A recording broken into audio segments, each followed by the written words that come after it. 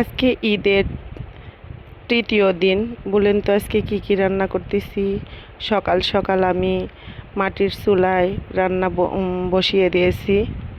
তো দেখেন, মশলা কষিয়ে নিয়েই আমি হাঁসের মাংস দিয়ে দিয়েছি। হাঁসের মাংস, এটা হচ্ছে চীনা হাঁসের মাংস, কয়েকদিন আগে কিনেছি, কিনে পরিষ্কার করে রেখে দিয়েছিলাম। তো আজকে আমি আমার বোনদেরকে দাওয়াত করেছি বাসায়, আর একটা ভাইকে দাওয়াত করেছি। তো সেই জন্য সকাল সকাল রান্না বসিয়ে দিয়েছি। মাংস যত কষানো যাবে তত ভালো লাগে। বিশেষ করে হাঁসের মাংসটা কষিয়ে কষিয়ে একদম ভুনা ভুনা করলে অনেক মজা লাগে। আর সেটা যদি হয় মাটির চুলায়, তাহলে তো কোনো কথাই নাই। রান্না করতে আমার অনেক ভালো লাগে। আর এই গরমের সময় মাটির চুলায় রান্না করছি, বুঝেন আমার ধৈর্য কতটা।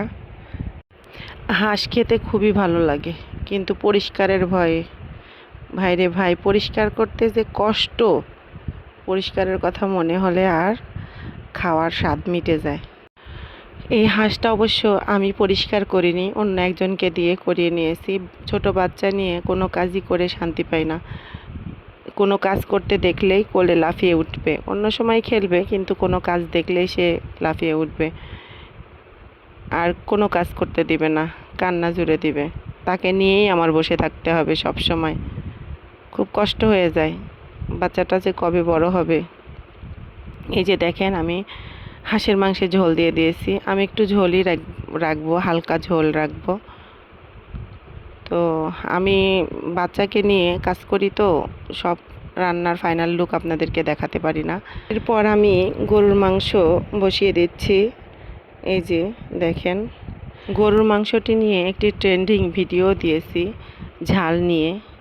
আসলেই ভাইরে ভাই, এত পরিমাণ ঝাল হয়েছিল যে আমি নিজেই খেতে পারছিলাম না।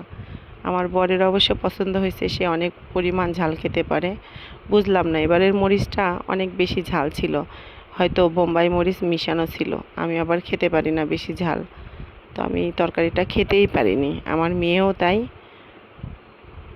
যাই হোক, এই যে দেখেন, কষিয়ে কষিয়ে আমি হালকা ঝোল দিয়ে দিচ্ছি। একটু ঝোলই রাখবো, আবার জাল করা লাগবে, জাল করলে আবার বেশি পরিমাণ শুকিয়ে যায়। এর জন্য একটু ঝোল ঝোল করেই নামিয়ে ফেলবো। নামানোর লুকটা আর দেখাতে পারলাম না। এবার দেখেন, একটু আলু ভাজি করছি। খড়ির চুলাতে এইভাবে আলু ভাজি করলে মুচমুচা করে খুব ভালো লাগে। ঢেকে দেওয়া যাবে না, ঢেকে দিলে নরম হয়ে যাবে। এইভাবেই অনবরত নাড়তে হবে। সাথে পোলাও ছিল, ডিম ছিল, এগুলোর অবশ্য ভিডিও করতে পারিনি বাবু নিয়ে ঝামেলার জন্য। আল্লাহ হাফেজ।